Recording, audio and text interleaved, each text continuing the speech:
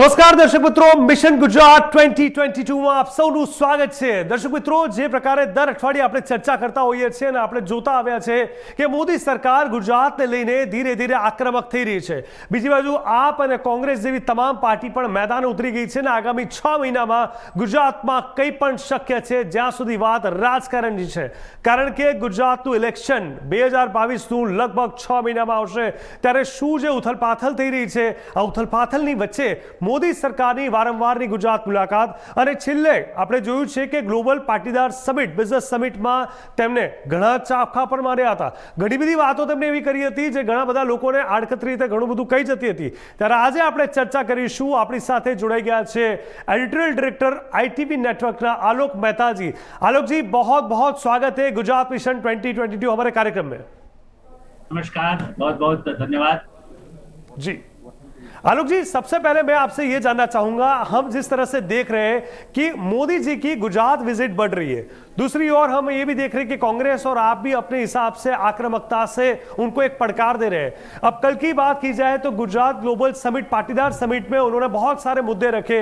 जो ये समिट थी, एक तरफ से देखा जाए तो बिजनेस समिट के तौर पे प्रेजेंट हुई थी, लेकिन कहीं ना कहीं बहुत सारे मैसेजेस उन्होंने दे दिए थे और एक तरह से ये भी दिखा दिया था कि इस बार के चुनाव में कोई भी समाज खिलाफ नहीं है, कोई भी आंदोलन सामने नहीं है। स्पष्ट तौर पे बीजेपी सरकार जिस तरह से पिछले 2 दशक से परफॉर्म कर रही उसी हिसाब से करेगी और सारा समाज, सारे गुजरात के सारे लोग मोदी सरकार और खासतौर पे बीजेपी को सपोर्ट करेंगे। क्या कहोगे खासतौर पे ये प्रवास को लेके? देखिए जिगर, हमारे दर्शकों का स्वागत है और ये सबसे बड़ा संदेश आपने जिसका जिक्र किया, प्रधानमंत्री नरेंद्र मोदी ने सूरत में पाटीदार की बिजनेस समिट के जिस तरह से एड्रेस किया है, उसमें ये कहा कि भाई वो एक तरह से रचनात्मक बातें हैं। गुजरात में विकास के मॉडल की बात करते हैं, वो खाली चुनाव की बात नहीं करते, क्योंकि चुनाव तो एक माध्यम है। वो चाहते हैं गुजरात का विकास दुनिया में जिस तरह से तेजी से पहले फैला है, आज उसकी और रोशनी बढ़े। और इसीलिए उन्होंने क्या कहा कि खाली हीरे का व्यापार या खाली जिसको कहना चाहिए कि जमीन बेचने खरीदने से आगे बहुत सारी संभावनाएं गुजरात में है। तो पाटीदार समाज नहीं, सभी समाज के लिए, जैसा आपने जिक्र किया, ये सही है कि कई क्षेत्रों में गुजराती जो उद्यमी हैं, जो बहुत ही मेहनती हैं, जो बहुत ईमानदार हैं, उन सबका कैसे उपयोग हो। और आपने ठीक कहा, चुनाव में पाटीदार एक बड़ा समुदाय है जिसको जिनका समर्थन मिलना पहले भी मिला है और आज भी मिलने की पूरी गुंजाइश है। लेकिन वो चुनाव में ध्यान नहीं रखते कि हमेशा ये सही है कि युद्ध की तरह से प्रधानमंत्री नरेंद्र मोदी तैयारी करते हैं। वो ये नहीं कहते युद्ध मतलब उस तरह से नहीं कि दूसरों को नुकसान करना है। उनका कहना है कि हमारा कौशल दिखाई दे, हमारी शक्ति दिखाई दे, राजनीतिक शक्ति। इसलिए जेपी नड्डा प्रधानमंत्री ने बिजनेस समिट किया सूरत वाला, और जेपी नड्डा ने वहां खुद पहुंच करके कार्यकर्ताओं से बात की। तो जैसे आप युद्ध में जाते हैं ना, एक सेनापति कहीं है, एक मोर्चे पर दूसरा है, और वो विकास की बात नहीं करे, संगठन की बात करे, ये नहीं सोचे कि हमारी सरकार है तो हम बस जीतने ही वाले हैं। ये बिल्कुल किसी भी चुनाव में या किसी भी, जैसे आज हम कोई कार्यक्रम करते हैं, हम क्या कहते हैं कि भाई सबसे ज्यादा हमको देखा जाए, हमारी इच्छा है, लेकिन हम उसकी कोशिश करें, हम उसके लिए निरंतर प्रयास करें। तो नरेंद्र मोदी जी और बीजेपी, और ये ठीक है कांग्रेस को पीछे है, राहुल गांधी विदेश में बैठे हैं, हार्दिक पटेल कल जाने को तैयार बैठे हैं, कभी कहते नहीं, अभी तो उन्होंने कहा है कि मैं कांग्रेस में हूँ अभी, निश्चित रूप से जब तक वो कांग्रेस में है, लेकिन वो कितना दुखी है। केजरीवाल जी अभी पहुंच रहे हैं और जिसको कहना चाहिए कि केजरीवाल जी वहां पर होंगे, तो वो भी जाकर के आदिवासियों को कोशिश कर रहे हैं कि भाई मैं वहां जाकर मैदान में किसी तरह से वोट कांग्रेस का काटूं या बीजेपी का, तो काट नहीं सकते ज्यादा। तो वो जैसे जाकर के उनको पंजाब और इस पे बिल्कुल अंतर है, वो वही है गोवा की तरह या और अन्य राज्यों जहां पर उनको उत्तर प्रदेश में 0 मिला था। तो गुजरात जो मोदी जी का राज्य है, मोदी जी का प्रदेश है, प्रधानमंत्री है, इतने एनआरआईज हैं, आज ऐसा नहीं है कि पाटीदार समाज, सिख समुदाय में भी, जैसे केजरीवाल पिछली बार गए थे सिख समुदाय से मिलने, खुद नरेंद्र मोदी जी प्रधानमंत्री के रूप में भी लाल किले में सिख समुदाय के लिए किया, जो गुजरात का सिख समुदाय हो या कनाडा में बैठा हो। इसलिए कि चुनाव को जो मुद्दे ही वो रखना चाहते हैं कि हम एक विकास का मॉडल, कल उन्होंने नड्डा जी ने उसे प्रयोगशाला कहा, लेकिन मैं प्रयोगशाला से सहमत नहीं हूँ। मेरा कहना है प्रयोग नहीं, वो सफल यात्रा है, वहां सफल विकास की जो धारा है वो सफल है, वो मॉडल है। प्रयोगशाला तो वो होता है जहाँ शुरुआत हो रही है, वहां तो प्रयोग बहुत पहले जो मोदी जी ने 2002 से शुरू किया, वो आज तक लगातार क्रम चल रहा है जब से वे बने हैं, गुजरात के लिए और देश के लिए। जी बिल्कुल। आलोक जी, खासतौर पे हम देख रहे हैं कि अब 1 तारीख को, मतलब महज कह सकते हैं कि कल अरविंद केजरीवाल खुद वहां आ रहे हैं, और जिस तरह से आपने बताया अब आदिवासी संकल्प महासंकल्प करेंगे, और जिन तरह से उनसे मुलाकात करने वाले हैं मोदी जी, पिछले मंथ आए थे, तो कहीं ना कहीं फॉलो तो उन्हीं को कर रहे हैं, ऐसा लग रहा है। जो मोदी जी करते हैं बाकी पार्टियां भी उसके बाद वहीं जाती है, उन्हीं हिसाब से बात करती है और उनका भरोसा जीतने की कोशिश करती है। यहाँ पे संभावना ये बढ़ जाती है, वो लोग जो शायद पॉलिटिकली चीजों को नहीं समझ पा रहे, आमतौर पर जो आम लोग हैं, जो कहीं ना कहीं अपने जीवन के संघर्ष में से आर पार नहीं हो पा रहे, उन लोगों को समझ में यह रहता है कि कौन सा नेता, कौन सी पार्टी, कौन सा चुनाव और क्या किनकी बात मानी जाए। क्योंकि जब भी इलेक्शन आता है स्वाभाविक तौर पे सब लोग अपने अपने मुद्दे रखते हैं, सब लोग लोगों के विश्वास जीतने की कोशिश करते हैं, लेकिन कुछ लोग, जैसे अभी अरविंद केजरीवाल की बात की जाए तो वो पहली दूसरी बार आ रहे हैं, वो ऐसा नहीं कि सालों साल से गुजरात जान रहे, समझ रहे हैं। हालांकि वो बार बार वो दोहरा रहे कि दिल्ली मॉडल है, वो पंजाब में लागू कर दिया है हमने, और धीरे धीरे गुजरात में भी लागू करने की कोशिश कर रहे हैं। अब एक गुजराती होने के नाते चीजें, ये चीज लोगों के समझ में नहीं आ रही कि वो मॉडल है क्या, क्योंकि गुजरात तो उनकी खुद की तासीर है, उनकी खुद की एक समझ है, यहाँ का तरीका पूरा अलग है, यहाँ की लाइफस्टाइल अलग है, ठीक है। तो यहाँ पे जैसे आदिवासी को ही अब अगर हम बात करें तो क्या लगता है कि कहीं ना कहीं नहीं लगता है आमतौर पे ये जनता भी मिसगाइड होती है जब एक ही मुद्दा अलग अलग पार्टी, अलग अलग नेता अलग अलग तौर पे उनके सामने रखते हैं तब? ये बिल्कुल आपने ठीक कहा, होंगे तो वही आदिवासी होंगे, पाटीदार होंगे, महिलाएं हैं, बुजुर्ग हैं, दूसरे उस तरह से युवा है, सबको आकर्षित करने की कोशिश कर रहे हैं। और आप देखिए कि गुजरात में जिस तरह से प्रगति की धारा है, आदिवासी की यदि बात करते हैं, आप देखिए वही प्रधानमंत्री नरेंद्र मोदी जब प्रधानमंत्री नहीं थे तब भी उन्होंने नर्मदा इसी आदिवासी इलाकों में पानी देने के लिए उनकी आदिवासियों की समस्याओं को जितना ध्यान देकर के काम किया है, इतना तो किसी और पार्टी का कोई कर ही नहीं सकता है, सोच ही नहीं सकता है। इसलिए मुझे ऐसा लगता है कि अरविंद केजरीवाल जी आदिवासियों की समस्या को कैसे समझेंगे? वो कोई इनकम टैक्स डिपार्टमेंट में काम किया है, दिल्ली मॉडल, दिल्ली तो अभी भी उस हिसाब से गुजरात जितना विकसित हुआ है कुछ मामलों में, अभी दिल्ली की उससे तुलना ही नहीं कर सकते। जो यहाँ पानी देने का, बिजली देने की जो बात करते हैं, और खास करके आदिवासी क्षेत्रों में देखिए जो उनकी समस्या है वहाँ, एक और बात है, मोदी जी की भारतीय जनता पार्टी और राष्ट्रीय स्वयंसेवक संघ ने आदिवासी इलाकों में वर्षों तक काम किया है। एक एक जैसे कहते गांव गांव जो घूमे हैं, और मुझे याद है जब वो मुख्यमंत्री थे तो हर सप्ताह में, जब वीकेंड में या जब उनको 2 दिन मौका मिलता था, वो इन सब इलाकों में लगातार जाते थे, लोगों की बात सुनते थे और आज भी सुनते हैं।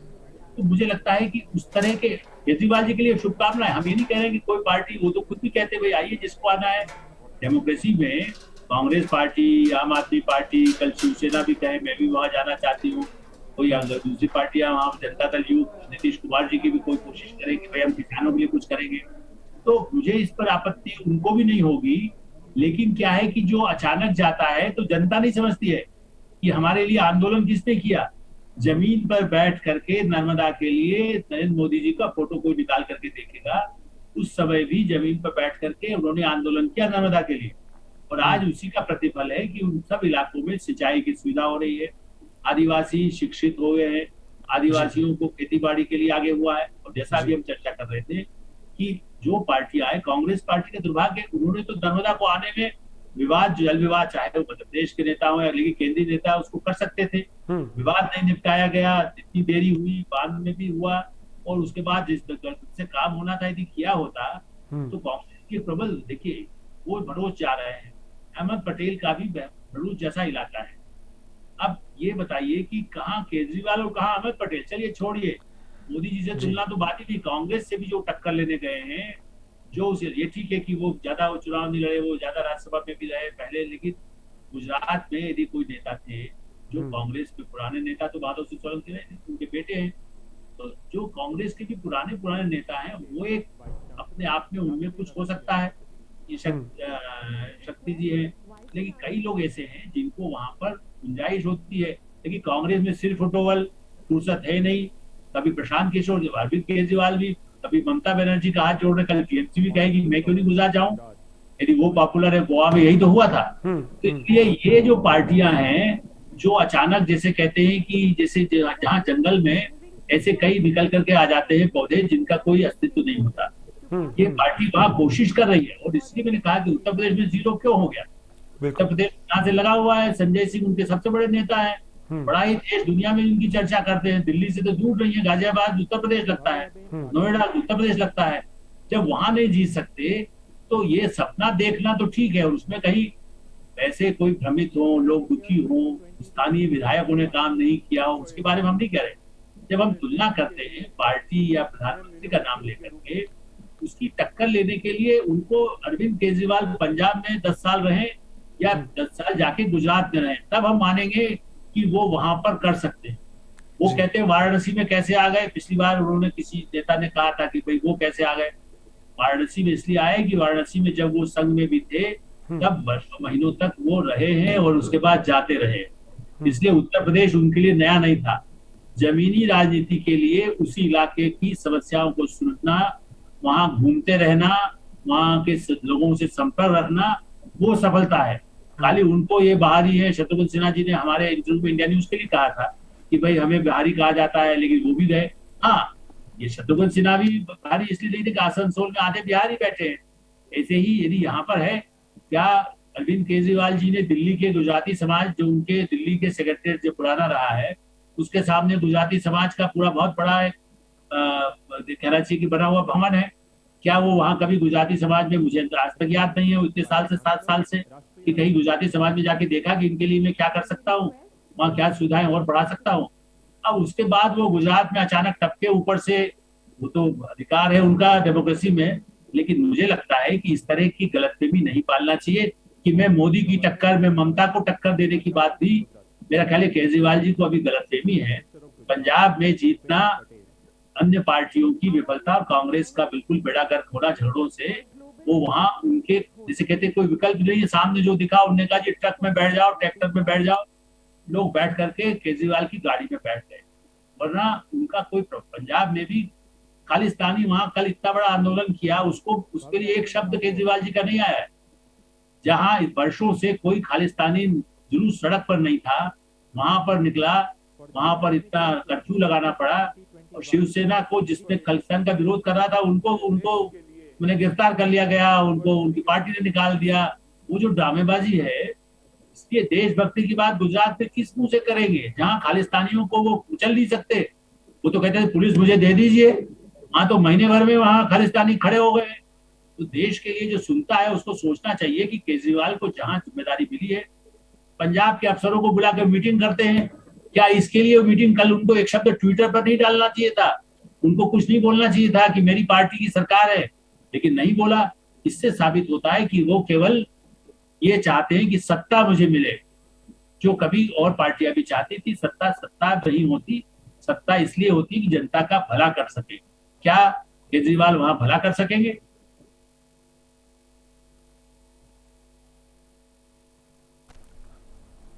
हाँ जिगर जी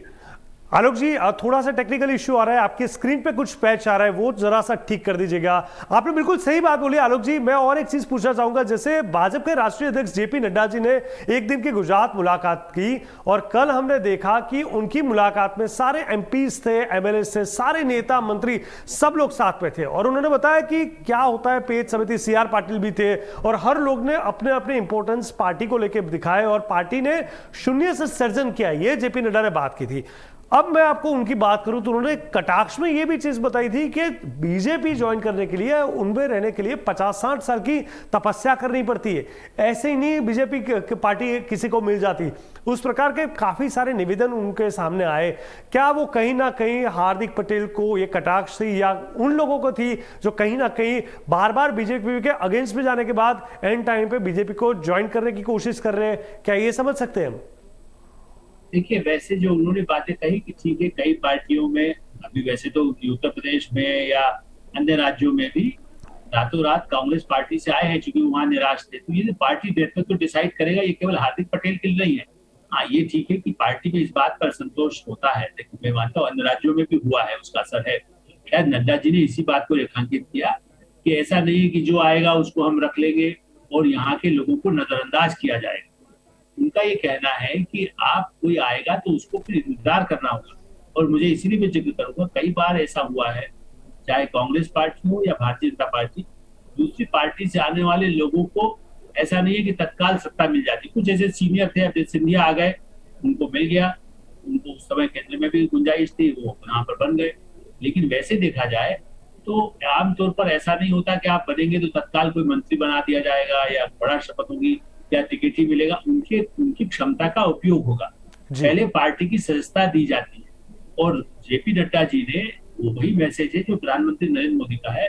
कि भाई ये मत सोचिए कि इसको समझने के लिए आपको हो सकता है मेहनत करके दिखाना पड़े, लेकिन मान लीजिए कोई मजा हुआ व्यक्ति है जिसका पहले से ही इतना प्रभाव रहा है और जो वहां काम करके दिखा सकता है, तो उसकी, लेकिन उससे उनके जो पहले से काम कर रहे हैं, देखिए ये वर्कर्स मीटिंग में तो आपको कहना होगा ना कि मैं आपके साथ अब काम कर रहा हूँ, तो आपको ये मालूम होना चाहिए कि नहीं मैं आपके लिए हमेशा संरक्षण दूंगा। ऐसा नहीं कि कल रातों रात कोई आएगा उसको जाकर के मंच पर बैठा देंगे, डायस पर बैठा देंगे।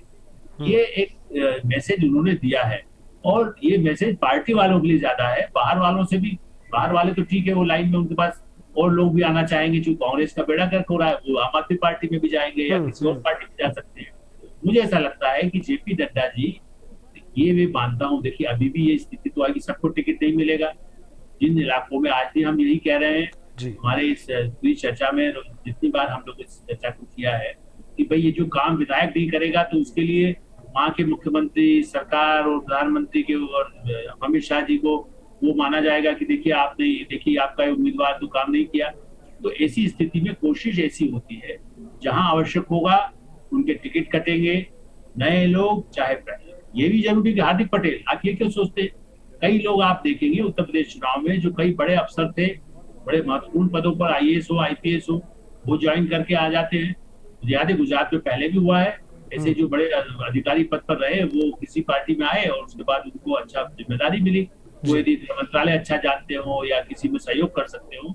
तो एक प्रोफेशनल लोगों के लिए भी दरवाजे खुले होते हैं चुनाव। लेकिन जो मिशन है चुनाव, जैसा मैंने पहले कहा, इनका क्या है, विश्वास सबका हो, जनता का सबका विकास कैसे हो, युवाओं का, लड़कियों का कैसे हो। जैसे मैंने कहा, उन्होंने क्या कहा, 80,000 करोड़ रुपए का ईडेबल आयल खाली। और आप भी जानते हैं गुजरात में भी मूंगफली कितनी ज्यादा होती है, खाने का जो तेल है, ऐसे बने और भी जो सरसों हो सकती है, दूसरी चीज हो सकती है, 80,000 करोड़ का विदेशों से आयात करना पड़ रहा है। उन्होंने गुजराती भाइयों से कहा, प्रधानमंत्री ने, कि भाई आप इन पे ध्यान दीजिए ना, कल्चर से ही हम लोग दुनिया को खिला सकते हैं। आज भी गेहूं की डिमांड भारत में हमारे यहाँ उससे भी ज्यादा दुनिया में उपलब्ध, बाजार में उनको मिल रहा है किसानों को।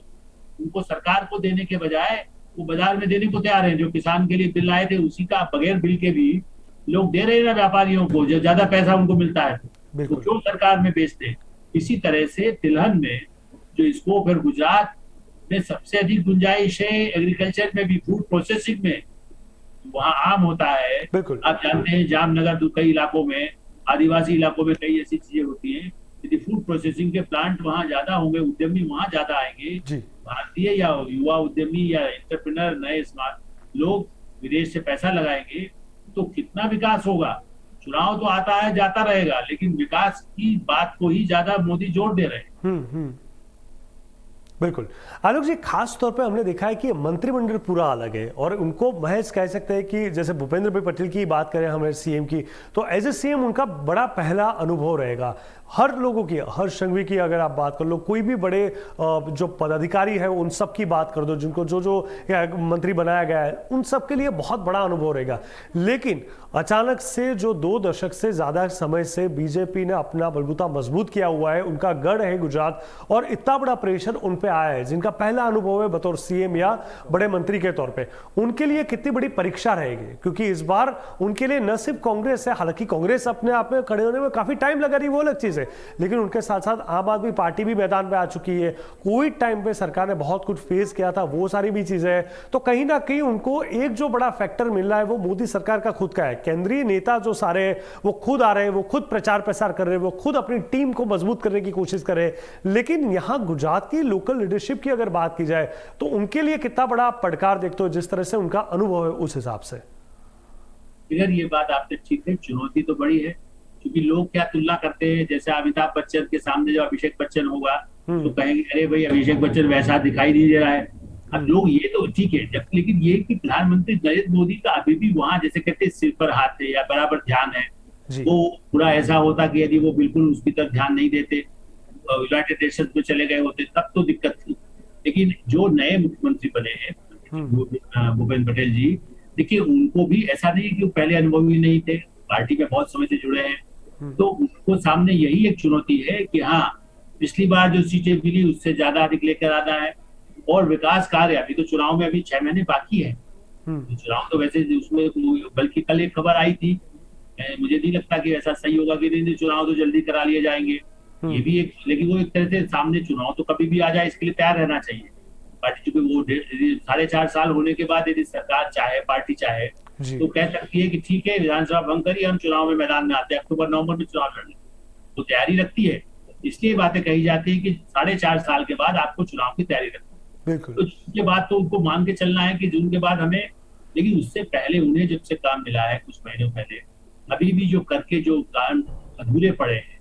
जहां कुछ समस्याएं हैं, देखिए ऐसा तो नहीं है जादू कहीं नहीं है, न्यूयॉर्क में भी समस्याएं आज भी दिखाई देती है, चाहे 300 साल का पुराना डेमोक्रेसी हो, तो मुझे लगता है कि ये ठीक है। लेकिन हाँ, चुनौती इस बात की है कि वो उनका मंत्रिमंडल जो नए लोग हैं, और मैं आज भी मानता हूं कि बीजेपी में जो संघ से जुड़े अनुशासित लोग हैं, वो पार्टी को हराना नहीं चाहते, वो चाहे उनको पद नहीं भी होगा, वो चाहेंगे कि वो जीते, उनके परिवार के लोग मेंबर नहीं हो, कोई दूसरा हो, लेकिन वो चाहते हैं कि उन्होंने इतना पेड़ लगाया, तपस्या की, मेहनत की,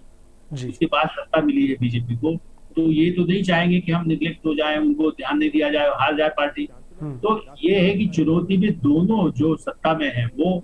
जो बीच में नहीं रहे या जिनको अध्यक्ष मतलब पद नहीं मिले, मंत्री पद नहीं मिले, उनको जोड़े रखने का काम अमित शाह जी और नरेंद्र मोदी जी और जेपी नड्डा जी कर रहे हैं, कि भाई वो उतने ही एक्टिव रहे, ये ना सोचे कि भाई आज तो इनके जुगर के जुम्मे कर दिया है तो हमारा कोई भूमिका ही नहीं है। जो पुराने साथी है, जैसे यहाँ पर अपन लोग काम करते हैं, उसी तरह से वहाँ जो नए लोग आए हैं, उनको ये चुनौती है, हाँ उनको प्रूव करके दिखाना होगा। देखिए मोदी जी उस मामले में बहुत ही, कोई इस मामले में कोई कहते हैं कि आप कोई रियायत नहीं देते, मैं उसको दया नहीं कहूंगा, वो कहेंगे भाई ये नहीं है कि आप हमारे हैं तो आप यदि गलत करेंगे तब भी हम स्वीकार करेंगे, यदि आप काम नहीं करेंगे तो हम वो बिल्कुल रूथलेसली, आप देखिए सतपाल मलिक जी को नहीं हटाए, लोग पूछते रहे, अरे उन्होंने आलोचना कर दी भ्रष्टाचार, अरे अब तो बाकायदा जांच के आदेश दे दिए जहां भ्रष्टाचार के उन्होंने आरोप लगाए थे, बताए थे, उनके पास प्रमाण थे, तो अपनी आलोचना, अपना राज्यपाल ने बीजेपी की सरकारों की आलोचना की, उसको भी उन्होंने कहा कि ठीक है उसमें गड़बड़ है तो क्या, ना गवर्नर को हटाया, न जांच की प्रक्रिया को रोका, वरना वो कह सकते थे कोई जांच नहीं, कोई हमारे लोग, हमारी पार्टी वहां पर थी। ये इस बात को साबित करता है कि उनका एकमात्र लक्ष्य है ईमानदार सिस्टम। आप उसको अतिशयोक्ति कहते हैं, कई लोग हमारी आलोचना करते हैं कि भाई हम लोग ये कह रहे हैं सरकार, अभी तक तो कोई आरोप प्रधानमंत्री नरेंद्र मोदी पर इतने वर्षों में, मुख्यमंत्री से लेकर अब तक, कोई भी भ्रष्टाचार का आरोप उन पर कतई नहीं आया, आज तक एक कोई लगा नहीं सका, जो कुछ उन्होंने दिया है। तो ये चुनौती उन लोगों के लिए है कि वो प्रूव करें कि तैयार उत्तराधिकारी उनके हैं, जैसे कहते हैं ना आप सक्सेसर, आप जो कहे ये सरकार बन गई, ये सक्सेसर यदि उनकी है, चाहे वो पहले आनंदीबेन पटेल थी, फिर दूसरे मुख्यमंत्री रहे, अब उनको मुख्यमंत्री बनाया गया है, तो मुझे ऐसा लगता है कि एक उनका भी 5 वर्ष कार्यकाल पूरा हुआ, तब उनसे कहा गया कि ठीक है, जो बीजेपी का एक सिस्टम है कि इसके बाद हम चाहे अध्यक्ष बदलना हो या पार्टी का मुख्यमंत्री बदलना हो, ऐसी आवश्यकता है, नए टीम तैयार करेंगे। मोदी जी की इच्छा रहती है कि हमारे साथ 10 ऐसे लोग तैयार हो जो मुख्यमंत्री के लायक हो, जो और आगे लायक हो, पार्टी को नेतृत्व करने लायक हो। वो ये नहीं कहते कि मैं हूं इसके बाद दूसरा कोई नहीं, वो कहते दूसरे लोग भी सक्षम बने, यही लीडरशिप की क्वालिटी होती है। बिल्कुल बिल्कुल। आलोक जी, खास तौर पे गुजरात की जनता थोड़ी बहुत ये भी सोच रही है कि क्या वाकई इलेक्शंस थोड़े जल्दी हो सकते हैं या होने वाले हैं, कहीं ना कहीं अलग अलग प्रकार की खबरें आती रहती है, लेकिन हम हमेशा सटीक चीज़ बताते हैं हमारे दर्शकों को। मैं चाहता हूँ उनको भी थोड़ा, क्योंकि एक क्यूरियोसिटी होती है, गुजरात का इलेक्शन अपने आप में एक बहुत बड़ा इवेंट है, लोग पसंद भी बहुत करते हैं इलेक्शन को, क्योंकि यहाँ का माहौल, गुजरात के लोगों की एक जो इमोशंस जुड़ी हुई है, और कहीं ना कहीं 5 साल में एक मौका मिलता है, तो कहीं ना कहीं ये भी चीज़ें सामने आ रही है कि शायद इलेक्शंस थोड़े जल्दी हो सकते हैं, ये भी संभावनाएं बताई जा रही है। क्या लग रहा है, मैं आपसे भी थोड़ा ये इस चीज़ के बारे में जानना चाहूँगा कि वाकई जिस प्रकार से प्रवास हो रहे हैं, चाहे मोदी जी की बात करें, चाहे अरविंद केजरीवाल की बात करें, तो उन सबको लेकर लग रहा है कि ये चीज़ कहीं ना कहीं पहली बार ऐसा होगा कि गुजरात में इलेक्शंस थोड़े जल्दी भी आ सकते हैं, या फिर एज यूजुअली नवंबर दिसंबर के आसपास हो सकते हैं। क्या लग रहा है आपको सर? फिर भाई मेरा ऐसा मानना है कि जैसा कहा गया ये इलेक्शन कमीशन डिसाइड करता है, जी स्थितियां डिसाइड करती है, ऐसा नहीं बिल्कुल। है। कार्यकाल पूरा होना,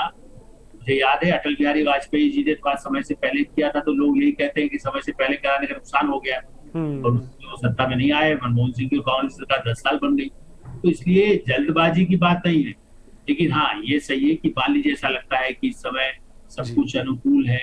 वहां के स्थानीय नेता पूरी तरह तैयार हो और वो कहें कि ठीक है हम तो विधानसभा जल्दी भंग करने को तैयार है। वरना मेरा ऐसा मानना है कि जो काम अधूरे हैं वो पूरा करके ही चुनाव में जाने की तैयारी भाजपा भी कर रही है। हाँ, मैसेज ये दे रही है कि जल्दी चुनाव हो सकते हैं, तो आप तैयारी रखिए कि जल्दी चुनाव हो जाए। ऐसा कहा जाता ना भाई, आपका हमेशा आप 24 घंटे हम लोग काम करते हैं, जी डीजीपी 18-20 घंटे काम करते हैं, तो उनका क्या, हम ये नहीं कह सकते ना कि 1 घंटा अभी चैनल हमारा उस समय इसके लिए हम तैयार नहीं है। अचानक कोई बड़ी खबर आएगी तो हमें तो लाइव हमें दिखाई देना पड़ेगा ना। बिल्कुल। तो ये मोदी जी का कहना है कि चुनाव कभी भी हो, पार्टी को इसके लिए तैयार रहना चाहिए, संघर्ष के लिए। तो ये सही है कि आपने जो कहा, यदि ऐसा लगता है तो अक्टूबर नवंबर में, जब एक तो मौसम अनुकूल होता है, कि मेरा ऐसा मानना है गुजरात में तो बाद में भी जनवरी फरवरी कोई दिक्कत नहीं होती। पिछली बार जनवरी फरवरी में हुआ था, तो कोई ऐसा समस्या वहाँ मौसम का नहीं है। लेकिन जो मान लीजिए हिमाचल है, हिमाचल में उस तरह का चुनाव उसी समय होना है, क्या उनके साथ करा लिया जाए? जी उसके चुनाव आयोग और राज्य सरकार मशीनरी, वहाँ सुरक्षा व्यवस्था, कुछ इलाके वहाँ ऐसे हैं जहाँ सुरक्षा के पर्याप्त प्रबंध की आवश्यकता होती है, तो क्या वहाँ प्रबंध की कितनी आवश्यकता होगी? लेकिन मुझे ऐसा लगता है कि पूरा कार्यकाल पूरा कर, क्योंकि मुख्यमंत्री भी हाल में बदले गए थे, वो अपना काम पूरा कर सके, इस बात से ही लगता है कि अभी कोई जल्दबाजी कम से कम भाजपा की सरकार चुनाव के लिए नहीं करेगी। अब ये कि अंतर्राष्ट्रीय परिस्थिति ऐसी हो जाए, कोई बहुत ही गंभीर ऐसी स्थिति लगे कि भाई भारत में भी जो काम जल्दी करना है, या दिसंबर में कोई चीन के साथ कोई ऐसी स्थिति पैदा हो सकती है, कोई ऐसा आ जाए, तो उसके लिए हम ऐसा अंदाज हमारा आपका लगाना ठीक नहीं होगा। ये निर्भर करेगा राज्य सरकार, कानून व्यवस्था की स्थिति, वैसे जो भी उसमें हमेशा प्रबंध करना होता है सुरक्षा के, जहां मतदान निष्पक्ष और अधिकाधिक हो सके। और चुनाव आयोग, ये चुनाव आयोग डिसाइड करेगा राज्य सरकार की अनुशंसा और राज्यपाल की अनुशंसा पर। बिल्कुल बिल्कुल सही बात है आलोक जी, आपके मार्गदर्शन के लिए बहुत बहुत धन्यवाद। आपने अपना वक्त निकाला, और क्योंकि ये इलेक्शन अपने आप में बहुत बड़ा इवेंट है, जिस तरह से पहले भी मैंने बताया, और आपने बहुत ही बारीकाई से तीनों पार्टियों के जो स्टैंड है, जो डिसीजन है, और उनके पीछे जो रणनीति है और उनकी जो असर हो सकती है, जनता को किस हिसाब से सोचना चाहिए। कोई भी इलेक्शन हो, कोई भी नेता चाहे कुछ भी बोले, लेकिन वास्तविकता क्या होती है उनसे आपने एक अलग ही अनुभव करवाया इस डिबेट के अंदर, इस डिस्कशन के अंदर। आपका बहुत बहुत धन्यवाद ગુજરાત ટીમ की ओर से। तो दर्शक मित्रों, આજે આપણે જોયું કે ગુજરાત વિધાનસભાની ચૂંટણી આપણે વહેલી આવશે કે નહીં તેને લઈને ચર્ચા કરતા હતા, પરંતુ મોટે ભાગે તો એવી શક્યતા ઓછી છે। હા, જે રીતે ઉથલપાથલ થઈ રહી છે તેને જોતા કંઈ પણ શક્ય છે, પણ સાથે સાથે આપણે એ પણ જોવાનું છે કે કયો નેતા કોની કોપી કરી રહ્યો છે, કયો નેતા શું વાસ્તવમાં કહેવા માંગે છે। કારણ કે ઘણીવાર 3-4 નેતાઓ 3-4 પાર્ટીના એક જ જગ્યાએ એક જ વસ્તુ પર અલગ અલગ નિવેદનો આપતા હોય છે, ત્યારે જનતા ક્યાંક કન્ફ્યુઝ થતી હોય છે કે આમાં કોને સાચા માનવા। પરંતુ એ ઇલેક્શન પૂર્ણ થયા બાદ બાકીના 5 વર્ષના ગેપ દરમિયાન કોણ ખરેખર જોડે આવે છે અને નિર્ણય શું લે છે, એના આધારે નક્કી થાય છે કે કયો નેતા ખરેખર વોટ માટે નહીં, ન નોટ માટે, પણ સાચા અર્થમાં તમારા અને તમારા માટે, એટલે કે ગુજરાતની જનતા માટે કાર્ય કરે છે। તો દર્શક મિત્રો, ગુજરાત વિઝન 2022માં બસ અત્યારે આટલું જ। દેશ દુનિયા અને ગુજરાત રાજ્યની પડે પડની વિગત અને ખબર માટે આપ જોતા રહો ઇન્ડિયા ન્યૂઝ ગુજરાત। નમસ્કાર।